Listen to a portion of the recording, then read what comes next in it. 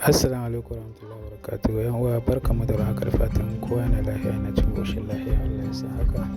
Wanga top kenan na fina-finai na wannan Lahadi ga mai buƙatar su sun zama ready.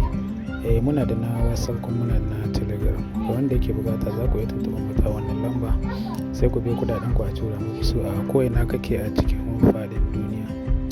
Sannan kuma muna sanar da ku cewa muna da tsari na VIP wato group wanda ake biyan kuɗi duk wata. Wanda a ciki ne kaɗai za ka riƙa samun sababbin fina-finai. Lallai kamar yadda muke sanar da ku muna da group na WhatsApp kuma muna da Telegram. Ga wanda mutum yake buƙata shi za a saka shi.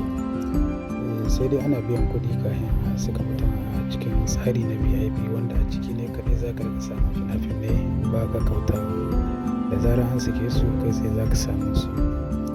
Saboda haka ga wanda suke buƙata za ku iya tuntuɓar mu ta wannan lamba sai mu muku bayanin yadda za ku biya kuɗi a saka ku cikin tsari na VIP.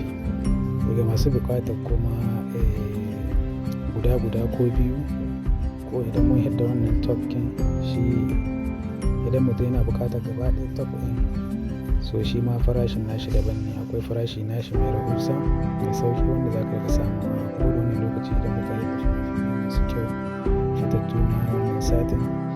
So idan kana buƙata sai ka tuntuɓe mu ta wannan lamba sai mu gaya maka yadda za ka biya a tura maka su duk inda kake a cikin faɗin duniya. Saboda haka kar ku bari a ba ku labari.